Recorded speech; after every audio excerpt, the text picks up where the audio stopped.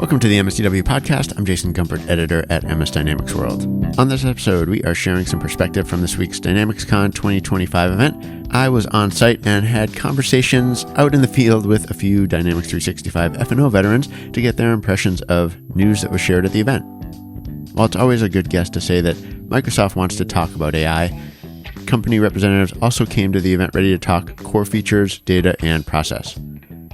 Microsoft MVP Alicia King of RSM told me that she took particular note of the upcoming quality management capabilities coming to D365 supply chain management, which she sees opening up new options for customers who may be trying to figure out whether they need to invest in both quality management and an ERP. And it was really exciting to see the stuff that they're putting in the software, specifically around the quality management piece, because that's been a really kind of a gap in the software for a long time. We had to use ISVs to bridge that. So I'm super excited to see that piece put in there along with the traceability. So I think we're going to see a lot of really exciting features coming out in the next release.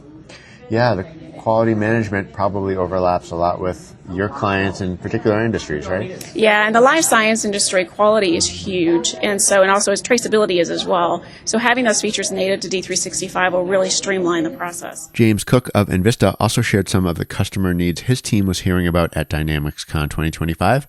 The breadth of the F&O solution suite means that the needs are broad, from supply chain management to financial management. The needs are varied. It is so wild how broad the environment that AX D365 covers these days.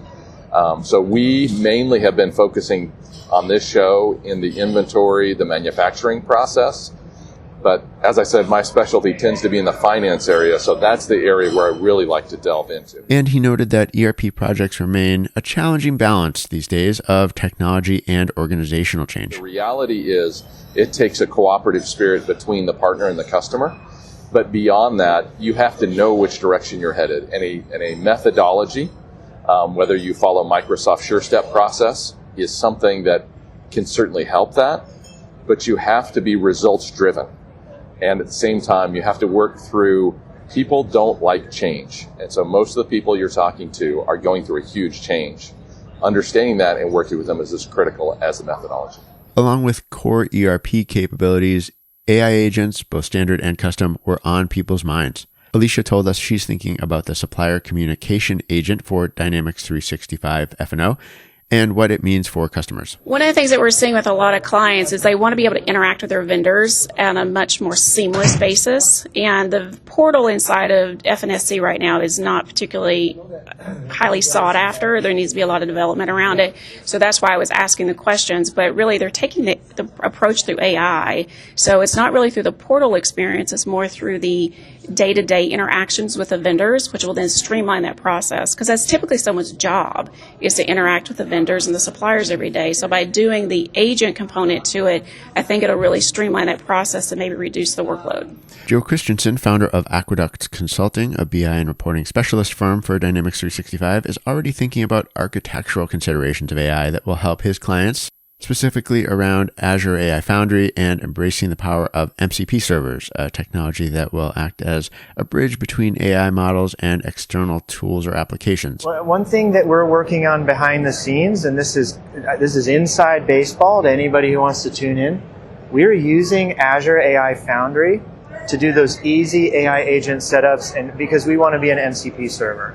So that's where the cat's out of the bag now. I haven't said that publicly anywhere else. But we want to be the MCP server for reporting so that anybody who wants to do reporting can link into our MCP server, it's like a toll thing, just $4 at a time or whatever it is. It's going to be more than $4. But it's going to teach your internal team how to speak reporting. So we'll have an MCP server and agent lanes for like the manager, the director, the vice president, the low, mid, high level tech. So I think that AI is so explosive as a technology, and I know there's been a lot of hype around this, but most people look at it and they walk away because they see it as a binary thing. Did it get the right answer right off, or was it a little bit off? But I look at it as an incremental, iterative thing. If I approach things, if I get it to 40% on the first answer and get it to 60, 70, then 80, and then maybe 85 to 90 something, then it's valuable.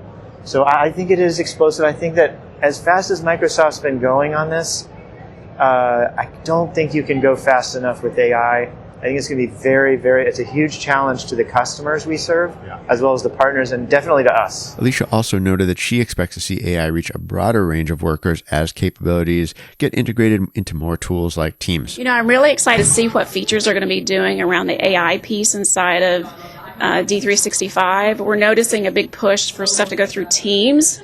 So that way you could actually create a purchase order from Teams, and it creates it in the background, creating a worker record from Teams. The beauty of creating things from Teams instead of going into the application is it's really system agnostic at that point, in the sense that the user doesn't have to be trained.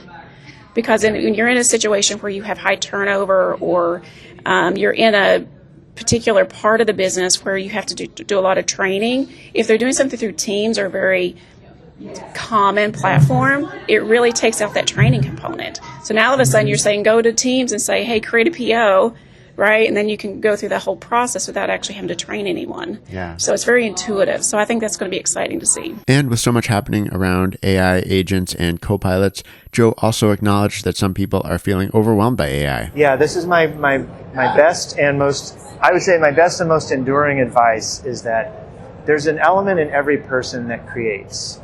That loves to creates effortlessly. It's effortless to sit and draw or write or, in some way create. You're going to need that faculty for the age of AI.